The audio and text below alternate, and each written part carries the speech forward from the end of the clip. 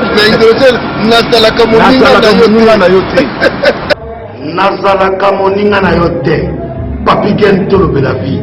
Mystère Siatoli. Nazala moninga na yo te. Nazala moninga no te. Papi Gen tolobe la vie. Avec Adi Lodolé, c'est le jeu, c'est beau comme un gueux, je vous dis. Nazala moninga na yo te. Nazalaka moninga na yo te. 4 fois prêtre. Washington, grand pays. Papi Gen tolobe la vie. Papi Gen tolobe la vie.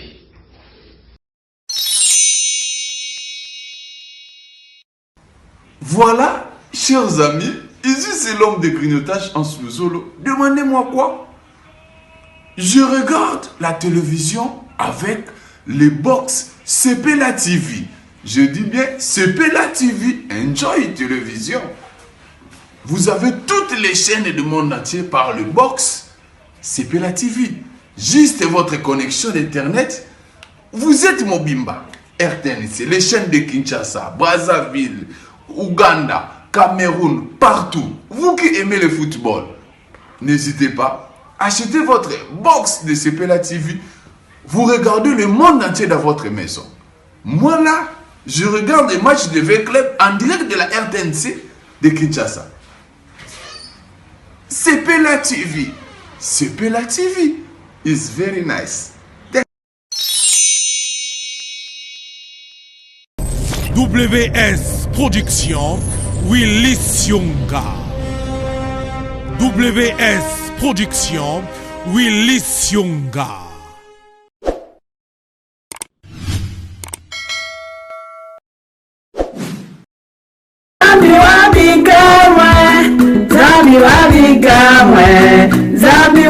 Mes bien-aimés, mes sœurs et frères, shalom, shalom, je vous salue partout dans le monde, là où vous vous trouvez à ces moments. Voilà, je suis votre maman, Jésus-Christ Seigneur, une femme sauvée par Dieu. Une femme sauvée par Dieu hier, utilisée par le diable dans le monde du ténèbre, dans la sorcellerie, dans le fétichisme, bien-aimé, dans la magie et dans le ténèbre. Aujourd'hui, une femme sauvée par Dieu. Je reviens encore pour vous annoncer, voilà, Dieu a fait grâce.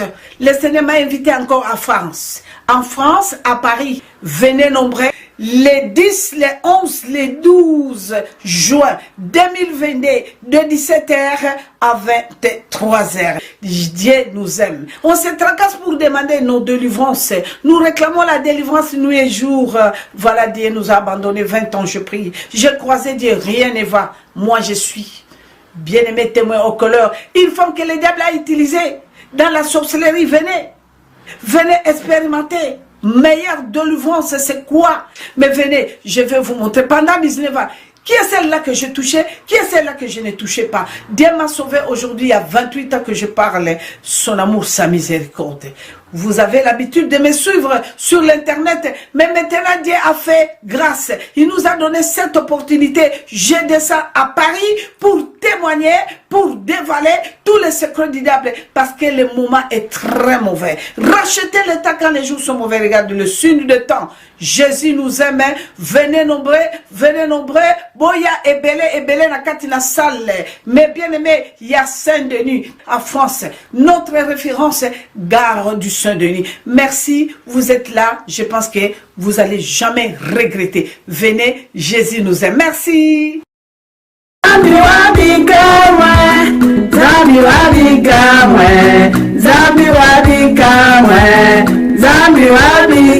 On a passé binombote partout, bande Kobolanda Rabiso à travers tout le la vie officielle.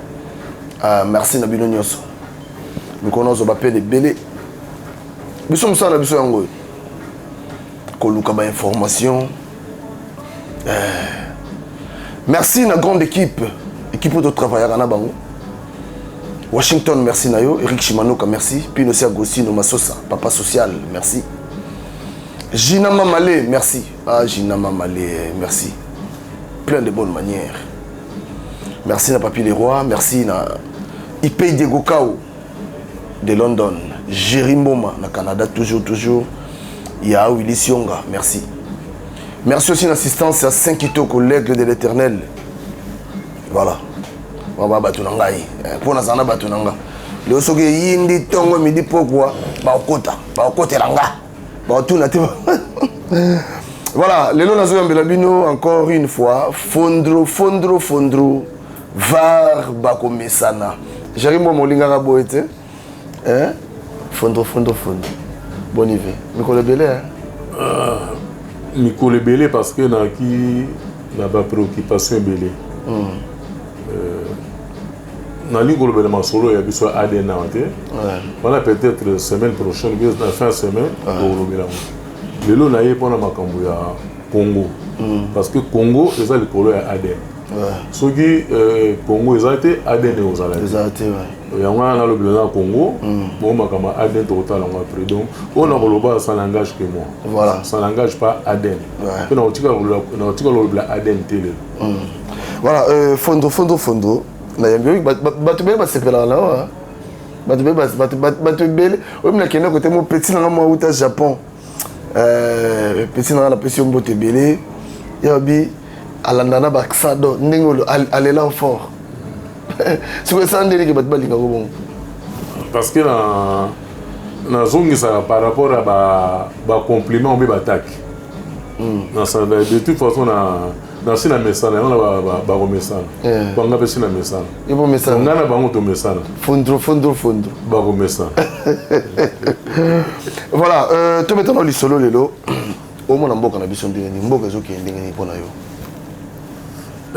vraiment mboka comme na situation moko critique tout se voiler la face ils ont senga bena unité nationale quel que soit parti politique aux anango le photo bimana na ba parti politique totale unité ya mboka so totale unité ya mboka tokolonga mais so doza diviser tokolonga te na on peut ce exemple ngai pa na botami na njule pa na koli baba na biso ko mona makonga numéro 9 biso ki na numéro 9 ba voisin ba na makonga numéro 19 donc on a habité ceux qui formaient on est voté bazaki 5 filles 2 garçons donc jamais va faire ensemble muna point na ye donc oya zakuna donc so bazo swana yo lobi mutu bakata malobate ko yo katanga pena lobate mutu sazo lobati yo ko lembale balembi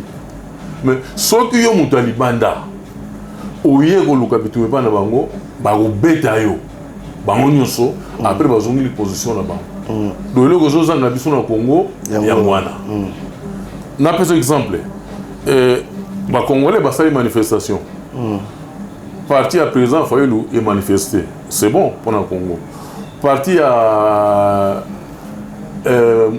Muzito et marché, c'est bien pour le Congo, mais ils sont insuffisants. Et puis ils ont pointé. Si ça tenait qu'à moi, on a nié la manifestation. On a nié on a sens ni. Il faut tout ça la manifestation, il y a unité nationale. Quel que soit le problème au Congo, il faut tout ça la unité nationale. Au moins tout ça la boy. Nenge falo asali aye ba Rwanda ba beti maboko mindele ba beti maboko nenge mozito asali aye ba on so beti maboko bia donc classement bene ko classango ezande ngona parce que un jour ba ko sangana te pour ba sala ba on so ensemble donc souhait oyangai na lingi benda na moni président Fachi liboso na moni ba président no so ba parti quel que soit ba problème tozanango moi ba président so parti na sima ba tandami benda toujours ba momoko kaka Rwanda parce que vérité c'est monani ezali Rwanda alors ce qui te fandi président Faye le sali ndenge na ye et vous en impacté Faye le lobby nano yo lobby mozito ye asali impact ate bada PPRD basali impact ate bata IDPS ba asali impact ba to cheka bref no ba parti ba président Kamere basali impact ezate eza ngai pena so sa tene gangai na nile ba manifestation na nyonso par respect vraiment ya batu basala kina respecter bino mais na nile yango vous comprenez donc manifestation faut la pena président mboka telemi na ba leader nyonso ba parti ba telemi ba tamboli wana au monde pena que ils ont ça la paix unité à Congo parce que toujours Congo est divisé toujours risqué toyebi ba lobby te toyebi ba position te alors l'air yango pena faut que ça pena pas faut que est-ce que ce que le peut ça il faut ni et le peut ça là c'est facile ce que vous parce que ba respect bandala likolo non parce que responsable les alliés batu oyo ba rolanda ba dirigeant politique wana parce que bango bazo ka idéologie bazo ka idéologie parce que tous ces gens la plupart sont des jeunes hein. Parce que ceux qui va leader sur la réussite, c'est la merde pour tout le monde. Alors pourquoi na minute oyo, na minute otozali, donc faut manifestation mo bena kafu Congo mubimba. Ba moni bena ko konjambo kaliboso. Bien tenir ba soda. Ozolan, bango tout wana batandani, bien tenir ba soda. Sans exception. So ba kabwana ba on sima après mais image en monde mona ke ba konjamboka na ba dirigeant nyonso ba bimi bazo lo ba lilo ba moko. So ki suko esili na ngoso ba lo ba lilo ba ya mabe on ko masolo ya kati. Mais ba la pena en face que Congo otolingi yangwana. Et puis na manifestation ana tolingi ba drapeau ba parti politique te. Tolingi drapeau ya Congo. Parce que ça va devenir parti dans le monde de pour l'instant, un politique, vous êtes responsable. Vous êtes en danger. Donc, toujours 5 gars, vous êtes là, oyo, et ça pour nous sangisa biso. Vous êtes là, tende kuna bitumba, kuna président lobi boye, kuna leader non, tous à la lilu bamoko jour ango, to sangani pena bo druidad na kisasa. Pour marcher, après organiser date pour marcher. Même awa, Calamite, on a bandit vendredi, je crois, le 10 le 10 la manifestation à Château Rouge. Bandeko auto zali awa, auto kotamboul ensemble, boye la biso ba drapeau et ba parti na bino tei. Biso nyon soto na drapeau ya Congo. Ba parti politique na bino ba drapeau to boye yango. Toujours manifester pour na Congo, toujours manifester pour la parti politique te. Pour l'instant, jour la manifestation, la tendance politique n'y soto tchango de côté. Biso n'y so drapeau ya Congo. Manifestation de salaire leader azate. Leader azali Congo na ba drapeau ya Congo. Comme ça l'air bozonga na ba parti na bino, bozongeli ba drapeau na bino. Voilà donc on a qui na ngopona koloba na population congolaise. Yangwana bana diaspora na bandi toza maele mingi pona koyoka eza recommandation te mais eza idée na ba mikonja kisasa eza recommandation te eza idée parce que eloko ezoka musa biso na kisasa ba emploi ba créer kati mais bazo créer ba parti politique koleka ba emploi ba parti politique o ba bozo créer wana ezali pena pain béni pona mindeli. À chaque fois que vous avez les partis politiques, parce que plus les partis politiques, ils n'ont jamais été et puis ils ont gagné l'élection sans que ça la coalition. Attends que vous avez les autres sont mon bateau to bozaro lingate, bokomo kangana, oyo basangana baba kombote, oyo sangana oyo, oyo sangana oyo, oyo sangana oyo, et ça libenda bien té. Donc tous à la Liluba Moko, tous à la Congo Moko, président de la République Liboso, leader Nyoso, Nassima, parti politique et population, Nassima, to kende na ambassade ya Rwanda, to tambolame, na mouyibite, na bitumbate, na robomo badute. Donc manifestation na discipline. Et après, wana izamboka na biso, mutu nyonso ayebi ke Rwandais oyo azali suspect bozwaye bobeta yete boboma yete bozongise na mboka na ye parce que na kati ya ba militaire wana ba Rwandais baza ebele na koloba peut-être na condamner muke avec mes respects na condamner muke président Assemblée nationale papa Mbosso parce que alobango bien sortez dans des groupes armés siko bino biso to yiki alobi sortez dans des groupes armés mutumoko alandele maloba azati ok faut pena omoni makambo opposition o pena makambo ko na maboko ngwana bo bima na balabala bo tie président Mbosso pression parce que yoza président parlement donc oyibi ba groupes armés to kangama na yo tio bimisa bango mais bana loba likambwana mutu nyonso afai na coin na ye alors so siko toza so potia na mutu na bino aussi longtemps que tozali bokete ba Rwandais ba ko dominer biso si to lembi ba age pusani toujours faire na poto pour rien et là osala ezate siko so to si bien bana makambozo leka awa pa ba ke na mboka le musuko sala bazo boya parce que kuna eza ya kobongati donc eloko ngai na sengi na ba dirigeant o ya Congo président Fachi liboso ba leader nyonso na sima botika makambo na bino ba parti politique banini boena de pas Congo bo bimi penda donc mubulu te lilo bana munoko kaka o nyonso ya Rwandais abima na mboka surtout o baza na armée c'est très dangereux mais comment vous faire na mboka ba étranger ba simba ba poste ya minene mboka obongani kini donc faut pena osala nettoyage ya propre makama oboma mutezate makama okanga mutezate o ayebi kaza général soki général bo colonel o ne aza Rwandais bo zuye na malembe abimi ba congolais belé baza en chômage comment ba tona bazwa misalo soki na Congo toza ba intellectuel o baza mayele bazo salati donc voilà likambo yaki nanga bona koloba yangwana na bandi na lobby mabete idée na kopesa boye idée na kopesa aussi longtemps to bana lobaka minoka mindele na mboka na biso toza na Kiswahili Kiluba Kikongo na Lingala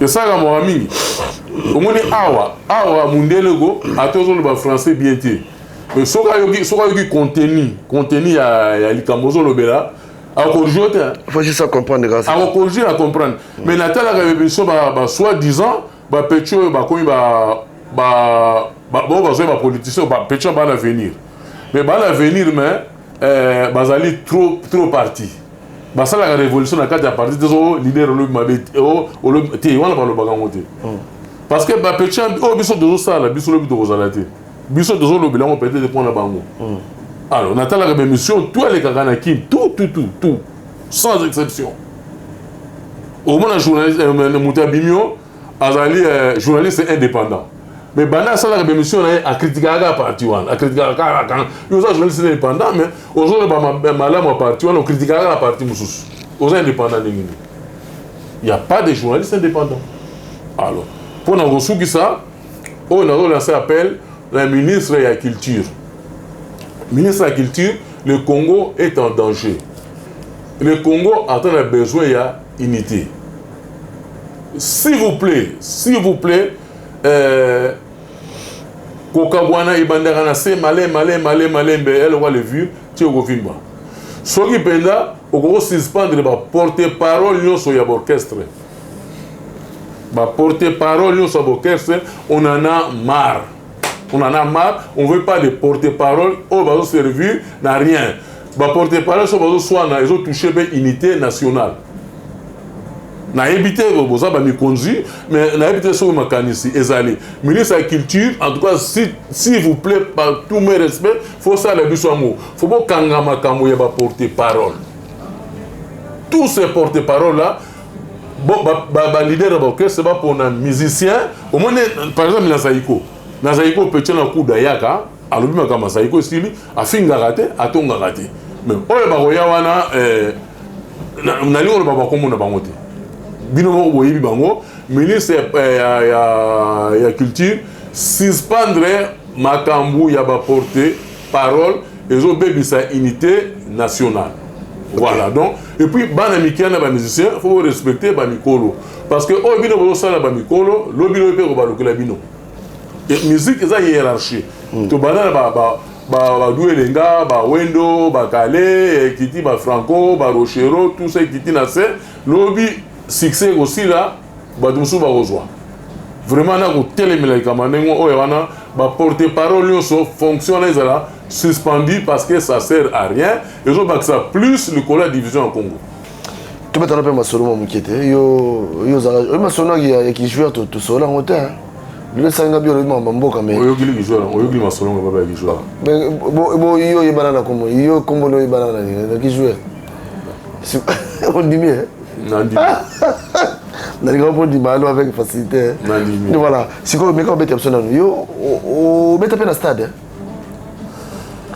biso au moins qui leader et vous avez leader mais vous êtes dans l'ombre biso on va leader dans l'ombre mais plus que âge là qui leader de comment bima dans un qui leader dans l'ombre si vous prenez na comme leader dans la lumière biso bandi balé na ba quartier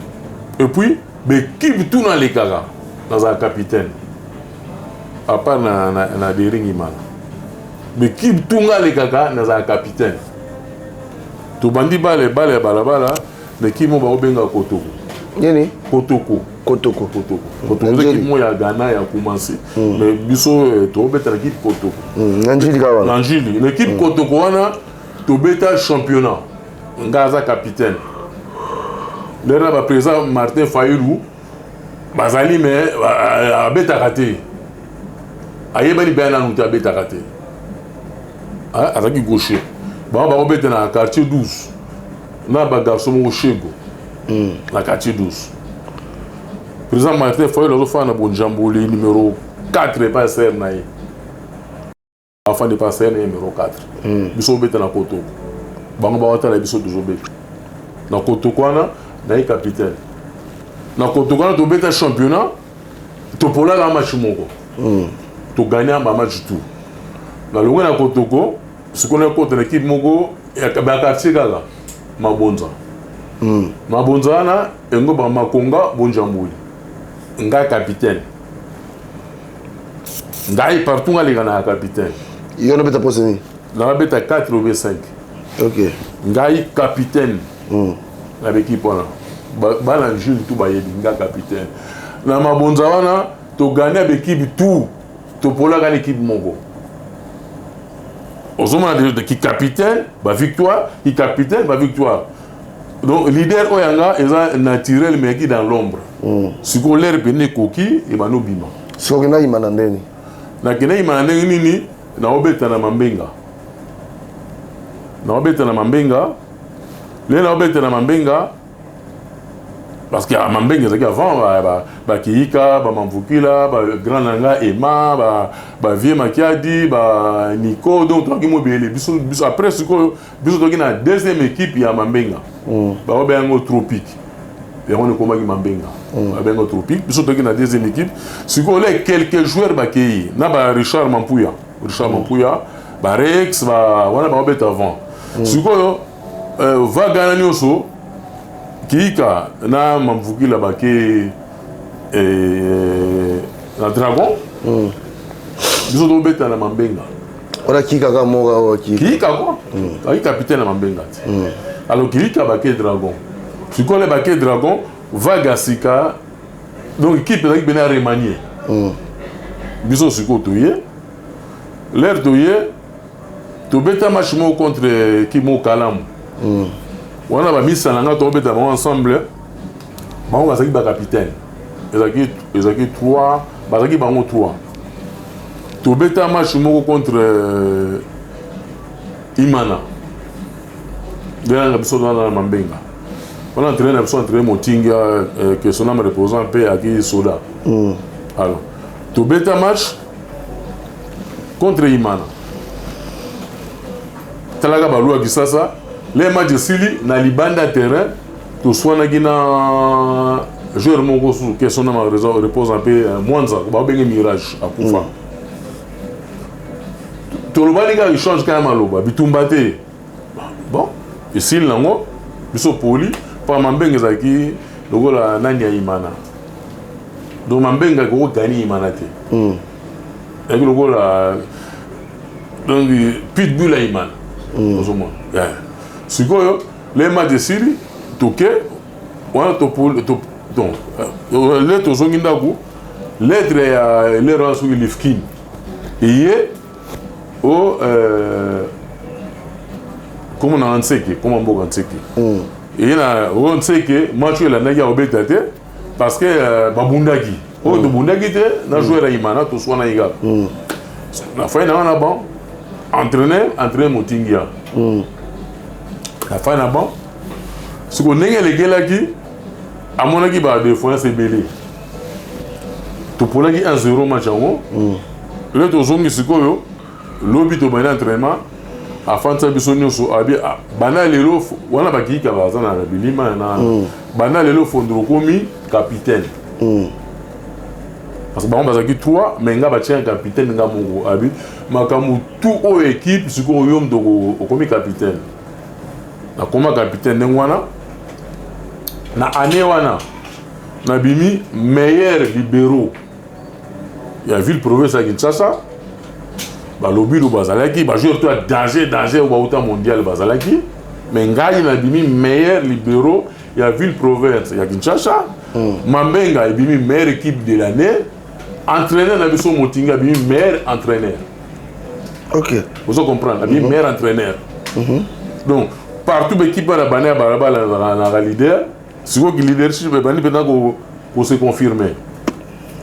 Après on a dit le gars petit nga kenengi à Kepoto nga pena OK ne ponga bien te nga ke na poto te nazo baye bon makamu bena bala ki nazo baye bon après il a poto elingai na fanda ki liboso parler na mona vieux moko vieux Nico avant ça na Sénéri Sénéri za lokola ba anera lelo vieux ngaki bakate le boko libo tatanaki na fanda ka na kilo na liboso ndaku wala saison sili go équipe ce qu'on fait reprendre l'entraînement na ba équipe na ba ngonga bien nga pena Mambenga na okena ngate boule za na ngai fona ke ne poto na fanda ki na mona ka kar mugo ye etelemi car etelemi o toyo zoyo suko ya zonga na moni vient na sala na aner el seneria ki lo aner alero nga la bi misa na ngai ko ne busol na bi le busol bama lui ka go photo kende na ina lipapa na kilo o ko taka to kende ngabi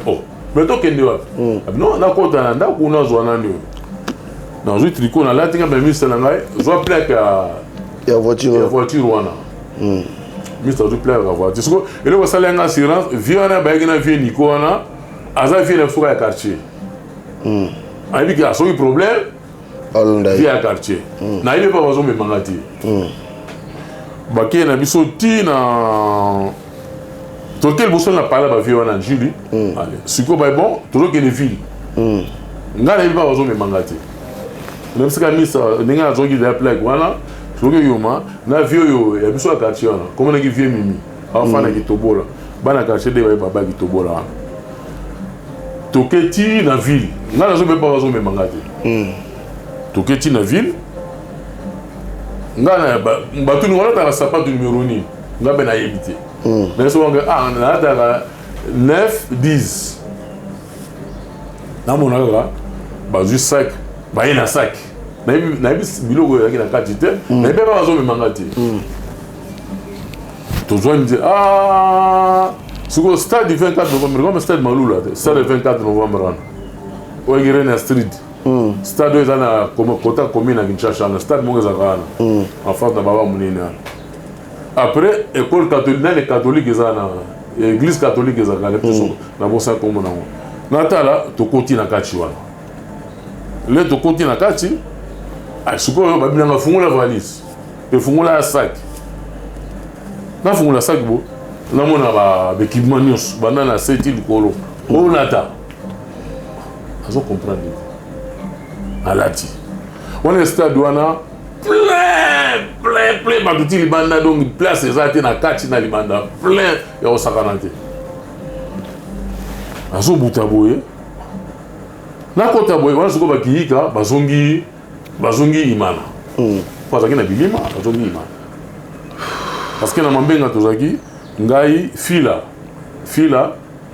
bafila déjà bazwaki bango na imana déjà na même année na ngai fila nga na capitaine na Mambenga le to koti boye siko na moni pena ke tala population tala ba joueur bili entraîneur Tamboué na yesu ko ba vie wana ba ye ba présenter pas entraîneur siko na comprendre nga bi eza makambo ya ndembo nga betra numéro 4 ou 5 garçon mosa la gana abetra numéro 4 ou 5 azaki be bon joueur azaki bon joueur Ngala qui bon joueur, il est pas qui bon joueur. Mister comme les Kimbolo. Avec capitaine à Kalamu, ngala capitaine à Mambenga. Bon joueur hein, bon joueur, ngapé bon joueur. Sikoyo entraîneur tambo a bengi ngala Kimble. Boya. Koto ba joueur imana kala. Ba ki Kudumu, ba Koko, ba joueur ba Mungu, ba uta mondial ba avec ba vrai joueur ba joueur bener solo. Ba ila, ba Vimo Bezo, ba Elonga donc ba joueur ya deux fois parce que dans le on a 5 joueurs ba uta coupe du monde. Déjà à l'époque. À l'époque 5 joueurs imana ba uta coupe du monde. Ouais. Ce qu'on y a, faut mettre na ba toi. Na ba mondialiste. Faut à niveau hein. Deux fois ça. Entraîneur tambo tuni abandaki na ngai. Abilanga yo muyebi kidumu parce que pour nanga ti le na Congo mutale kidumu na bale azati par exemple capitaine à Léopard na mondial viwa atuninga siko yo muyebi kidumu ngalbi oui na yebi kidumu oyebi kidumu ndengi nini ngabi entraîner na yebi kidumu parce que tu marque baba mikolo mais to beta na bango bale awa suka tuni sumista na yo muyebi kidumu Mister Nabi, oui, à répondre bien quand on grand joueur, hein? Il n'y a pas de souci. Côté balai, il n'y a pas de souci. Il y a des capitaines, on a un capitaine à la côté Moussous. Aïe, c'est un yo mouyebi qui doumute. Muguzo abino, nengi qui selon nengi qui doum mugusa labino. Vous savez, et tombagi albini ngaina banda. Mister Wanande. Sogi après la deuxième mi-temps. Donc Zobino ndenge ngi kidumu mugusala bino. Donc à peu près so azote la dégâts. Et ngi kidumu osala parce que kidumu un grand joueur au Sakanate. Zobino faut kangisa kidumu. Test kasi na ko yeno test il faut y battre. So test so kangisa kidumu so kangé bien bazuyo. Mais entraîneur ayeba ki ngana Mister wana biso de toi bon joueur. Ayeba ki ona mutuna ye. Donc, Azawa n'a pas vu ça, mais c'est quoi? Ah, ça gagne la psychologie. Na l'esprit na bino. Abinanga, bon, banda. Biso va jouer la Sikatoi Koto yo. On a ba fila, ba Alima, ba jouer bela Sikatoi kiana, jouer la Kalazeka Kabasu. Ouais. Kabasu to kufa mikolo. Kabasu to kufa mikolo. Na ngambwana ezaki ba jouer ya Kala. Jouer la Kala, Bakiyika, Banini, Bani. Entraînement bandi. On a évité Mouana Moli Mouaki Nangayo. On a évité na Kanga Kidumu. Parce que les affaires Kidumu, ils ont été allés sur comme ça vite à petit. Si on a vu que Kako Kidumu, ils ont vite à gagner. Donc, ils ont banga penou. Ah, mais ce qu'on va le bien il faut Kanga Viewa. On a évité petit Nangayo. Na Kanga Kidumu. Le loba défenseur va être. Le loba défenseur. On vit même la défense. Ba défenseur va être. Le loba défenseur va être. Va être. Ba le biba. Ba bebi si bale. Na Kanga Kidumu comme ça. Ngai na jeune. Na zo banga Kidumu. Soit le beta vita imana comme ça va vita. Na zo lela. Mais nga ce qu'on a kangi. On peut si on charge là. Aningana te à salaire rien 0 sur 0.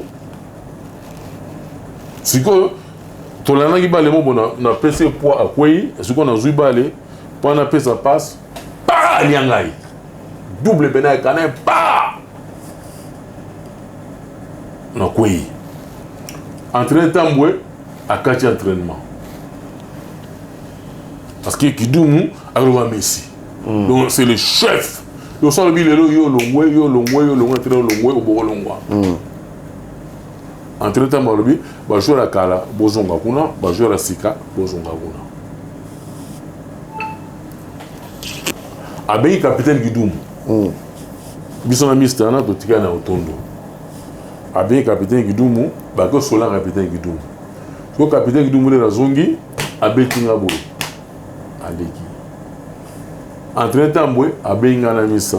Nous avons consisté grand joueur de Mister. Si on n'est pas bête qui le bosso, à Kanga Kidumu, on a un côté imanade. On a tombé chance parce que on a un baba qui n'a pas na banda. Après Sikoyo, à ABC Mister a vu aux grand joueurs.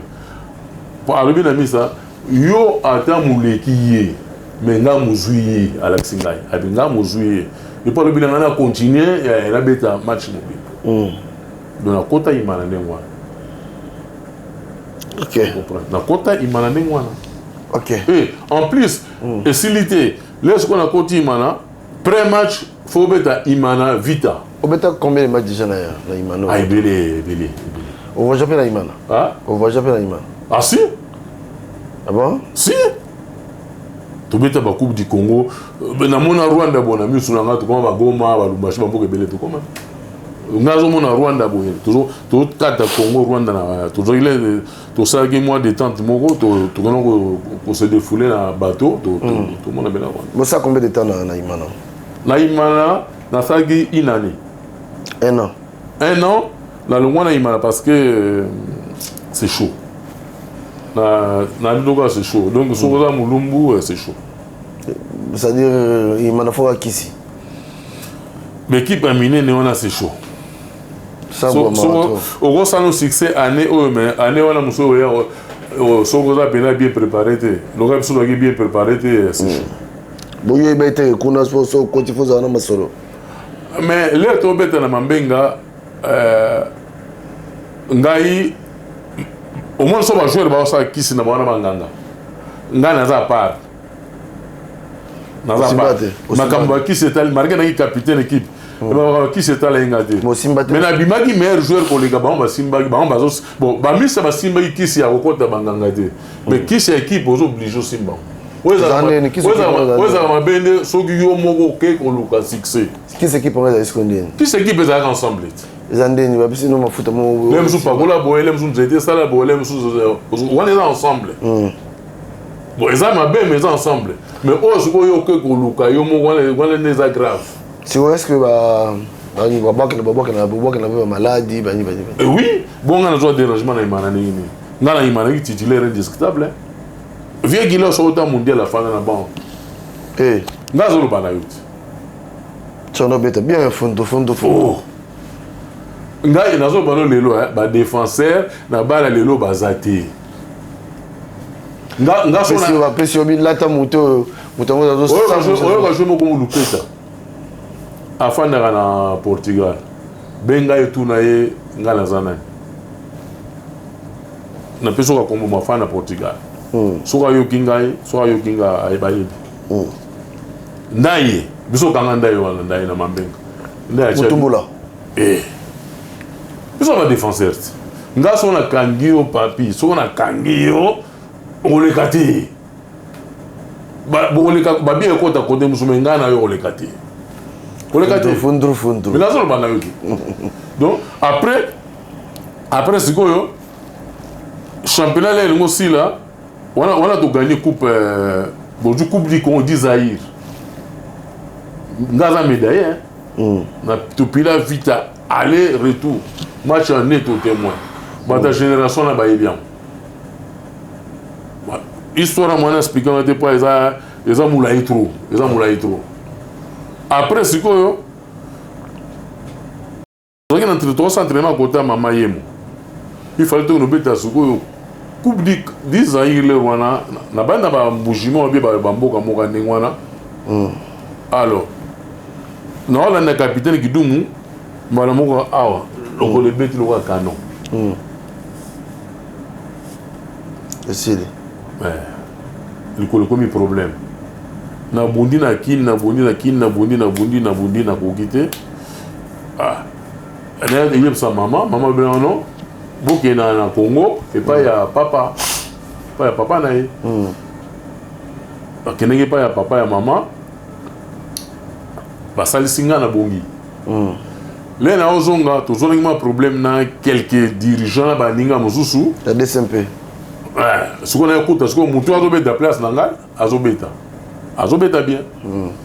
Ce qu'on a ozonga boye et comment na suka championnat na monaka go ba transférer ngana équipe mo bandal Manaya. Qui mo na bandal. Oti manoketi na Manaya. Ce qu'on a Manaya wana to keneke au moins 7 joueurs à Imana. Hollandais 7 joueurs à Imana. Na Manaya wana wala si ba bandal ba championnat. Manaya sa bandal championnat. Ngasko na ngo Imana ngabe ngana okenda ngapoto. Voilà, championnat c'est banda. Manaya a bêti 7 matchs. Bazana a 0 points. Bah pour lui, tous les 7 matchs, bah que ça une vingtaine de billes. Bah que ça 20 billes. Bah les gars viennent maquiller les trois bêtes dans la Manaya. Manaya, est-ce que les équipes. Équipe à Bandal. Mais Manaya est dans le stade. Et peut-être dans le stade. Ok. Donc Manaya, ils ont également comme un benga. So aujourd'hui, il m'a lumbe. Bah on est, bah aujourd'hui, sécurité Iman. Vous comprenez parce que mon tout ma kamutu a budget d'Europe ça Imana. Donc le président Matondo. Alaki mutumune na Burkina kuna na kota Mbinzawana. Allez bakiti si na. Là on dit Brazza na tay non la journal. Angas qu'on a baillé na ngai. Na mona maître Jim les gars fait makelele. Ouais. Azana Bokanino. Na Angleterre. Aïe, le Kouanga Njili. Wana, Imana a transféré 7 joueurs dans Manaï. Ba Biti, ba Kakoma, ba Longange, ba Mr. Belé. Mais joueur à Imana, ba Yobet na Manaï, ba bon joueur. Mais c'est 0 sur 14. Hollandais. 7 défaites. Les Kamakés les ont trouvé, tu as trouvé par hasard. Oh, président Matondo dans le Lukayo. Agum conjugué na briquine. Gabianga mutu na ngeza poto. Ba makamo bena ya bale, ngasi na lembia. So obeta bale maintenant de obeta na poto. A insister, ouais bon. Na kena bureau na ye. Do komi, do so lenga mais nga fona pesa ba condition.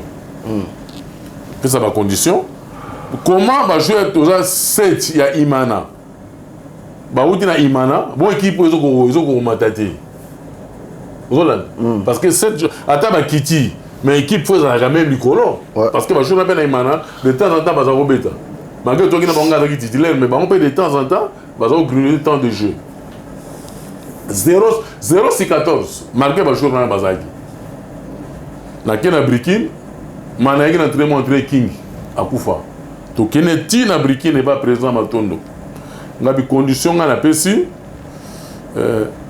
faut na comme capitaine.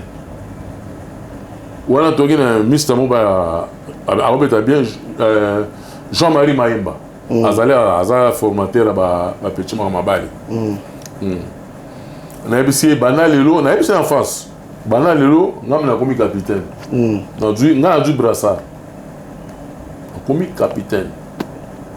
Na ABC entraîneur. Garçon mo azaki numéro 5 ngabi ya obeta suna yete. Na obeta na garçon on a poni abeta place na ye, abeta a redouté. Comme na ye na bosani. A osana RTNC. Ngalo bi ye to obeta na ye. Garçon ndu ya ki titulaire na bi na ye a obeta sunte. Ça training. To beta na vita. Sa machine. To beti na bilima, to sala machine. Nanga na kati. To beti na Imana, ba l'équipe makasi ya. To sala machine. To beti 7 matchs. Ba match to beti ko to gagner équipe et mati. Bana bandel ba mona ngaruati. O ya période wana. Si on a un coach qui est esprit dans la makasi, dans la mtaba, donc babanga nga mabe babenga ya fondre. Ba vocation ça canadien. Esprit de Gilles. Quand la bandale la coach esprit de Gilles. Pas trafic. Bazo benga ko ya fondre. Ya fondre. Zuma. Manaya to be 17 match